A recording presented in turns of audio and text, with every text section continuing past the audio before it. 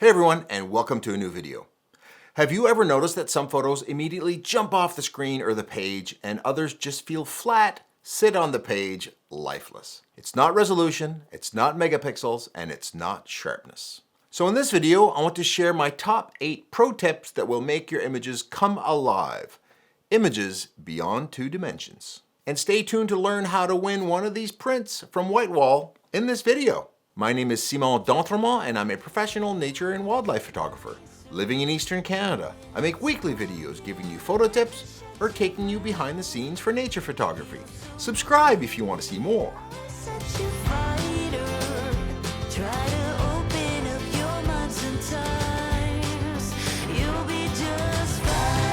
Now, why am I talking about this topic anyway?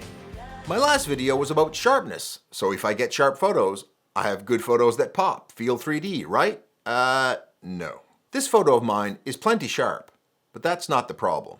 Before we dig into this, what's the issue here we're trying to solve? Well, we live in a 3-dimensional world, but our photos are 2 dimensions. How do we as photographers translate what we see into a 2-dimensional space, but that feels like it has depth? The main tool our eyes and brains use in a 3-dimensional world is our binocular vision. Each eye sees a slightly different angle, and our brain instinctively compares the 2 images to calculate depth and perceive other factors that are inferred from different perspectives. This creates something called binocular disparity, which we use to perceive in 3 dimensions. Now, another effect we use is called occlusion. This is the perception of depth created by one object blocking another. And finally, there are monocular cues. That is, cues that you only need one eye to see, like haze that gets worse the farther you go, and less hazy the closer you are to your subject. Now let's dig into 8 techniques that you can use knowing this to implement the science in your photography and to make your photos pop. And these are not rules, these are tools. You can decide how to use them. One idea that you can use is to make a concerted decision about your background and its role in the photo.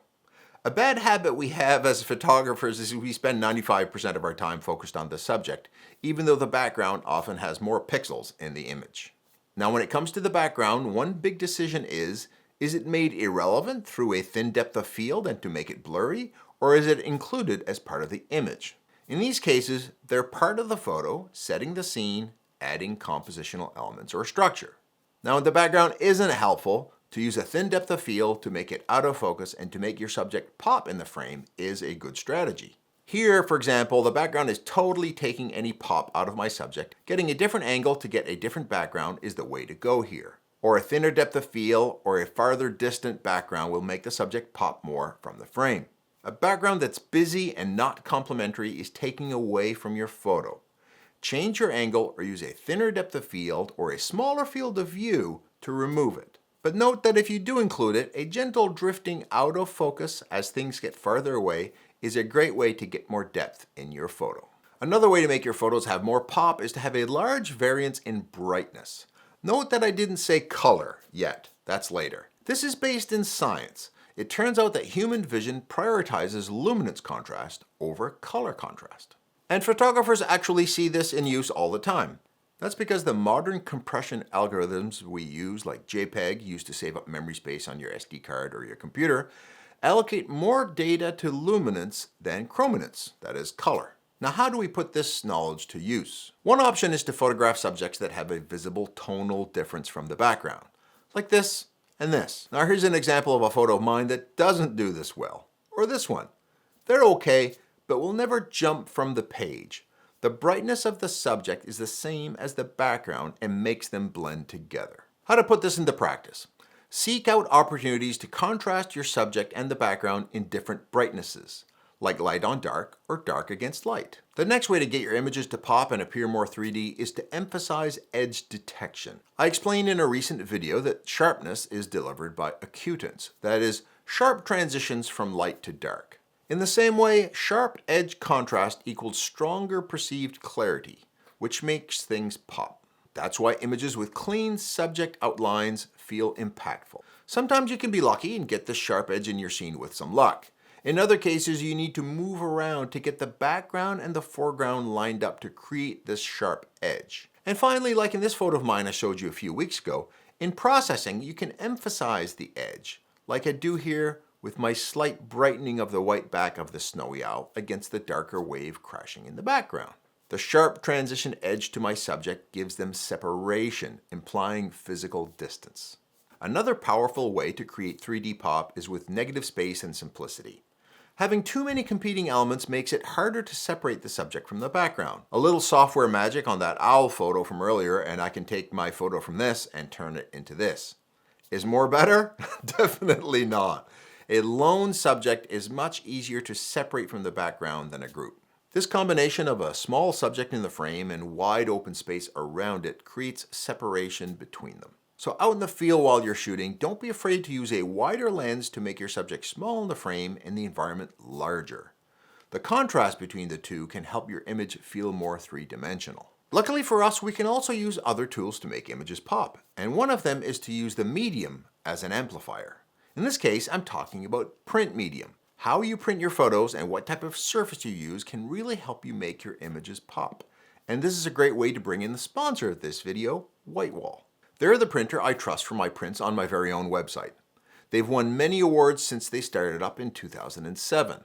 They have all kinds of sizes, frames, materials, and quality options, and have stores in New York, London, Paris, Hong Kong, Beijing, and more, and ship to 50 countries. They've won the Best Photo Lab worldwide and won the TIPA World Awards 5 out of the last 6 years. I've been toying with adding acrylic, my favorite, and metal prints to my store. And why do I like them? They make the images pop. So I want to make some test prints to show you. I've uploaded my images and I'm going to choose photo print on aluminum backing. And I'm also going to make a new acrylic print. I'm going to choose 80 by 100 centimeters. Now Whitewall has a great feature related to pop in your image called image optimization, which smartly adds contrast to your image. Now, don't go overboard, but this effect is basically a pop slider. It adds some great contrast to your subject, but leaves your background nice and soft. And for pop, I like glossy. If you have lots of windows, you need to put up with some reflection, so use this with care, but I don't mind. Now let's look at a print versus metal versus acrylic. I find that paper yields much more delicate representation of brightness than tones, especially on fine art paper.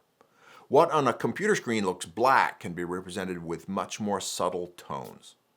When it comes to paper, glossy is best for making colors pop, satin for softer tones. Now I'll show you my metal prints from Whitewall. I find that there's punchy contrast overall, and the micro contrast in the details is done super well. A wee bit softer than acrylic, but more than paper.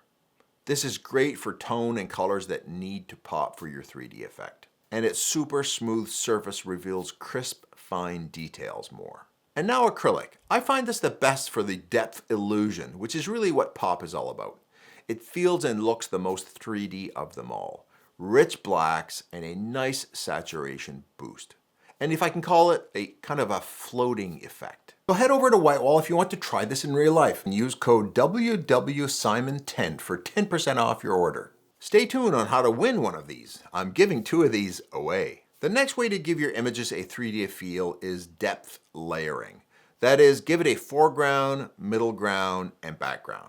This is because our brain equates flat images to having everything on the same plane, like this. But layered images give visual depth cues that imply different distances from the photographer to the scene. For example, if the scene is sharper in front and hazy in the back, it implies depth. For pop, that's what you want. Or you can achieve it in processing by making the foreground sharper and have more clarity and the background less sharp. So using masks, reduce clarity in the background and increase it in the foreground. Also, adding out of focus foreground and background elements add to this effect. Just partially obscure your subject or scene with something in the foreground. It adds great depth. Now earlier I said that variations in brightness are more noticeable than color variations. That holds true, but it doesn't mean that colors can't be the basis of some pop in your image. So colorful subjects against a different or complementary color in the background is one way. Another is difference in color temperature, the white balance, like a warm subject and cool background, or vice versa. A subject in the shade and background in the sun will give you some of this effect. Or shoot the subject in the sun, background in the shade, like this photo of mine during the last minutes of daylight. And to note, using color separation by itself when there are no other supporting cast members may not be enough. Do you know how you'll know? If you convert your image to black and white and you can't find your subject anymore. One strong visual tool we use in photography is patterns. Our brain loves recognizing them, and we can use this to our advantage. One different element in a sea of similarity becomes the focal point and really jumps off the page. If you're old enough, think of Sesame Street. One of these things is not like the other. So a single red umbrella in a gray scene, a person in a crowd. Don't forget that you can do this in processing too, like what I did with this bird photo.